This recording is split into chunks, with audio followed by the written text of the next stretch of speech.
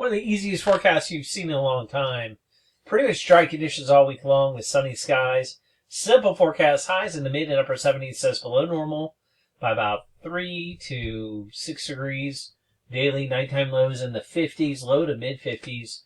Could be some 40s as possible, but I think it's not as likely anymore. I do see a long-term warm-up, and we'll show that really quick here. This is going to be an easy forecast because there's really no chances of rain. This low here is bringing the cool air with the high to the west, northerly winds. So a bit of breeze around, and that's dry conditions with breezes around. Drought conditions are definitely coming, and it's a bad time because it's going to start impacting fall foliage, which is not good, meaning it's going to accelerate the dying of leaves instead of the long duration colors that we could get. I'm not saying we won't have a pretty fall, but maybe not as pretty as it could be. All I'm seeing here in the long range is some reinforcing shots of cooler air, and it doesn't look like much moisture around here. This is by Friday.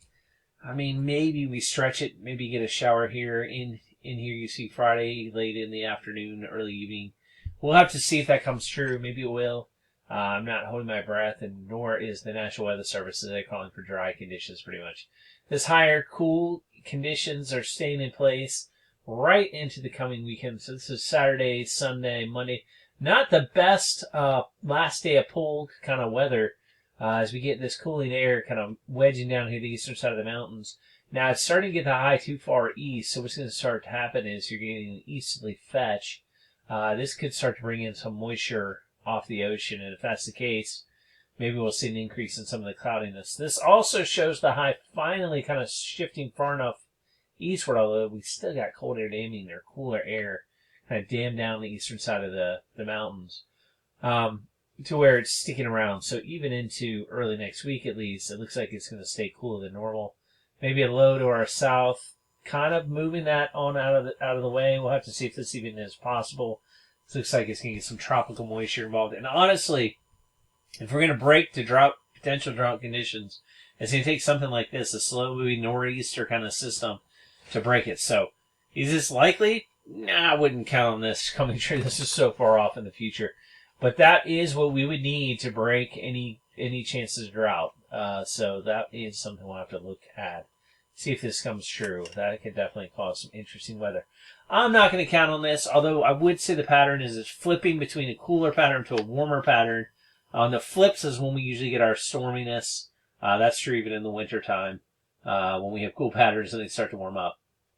Long range here, we're seeing kind of a west to east flow, a little bit of south. So humidity is going to come back up. Temperature is going to come back up.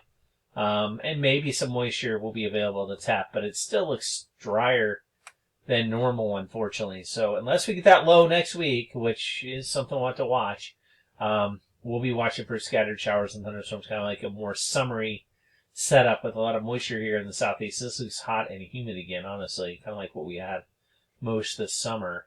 And the cooler air is going to shove down here in the west, which is going to push our temperatures back up. And we'll show that on the anomalies.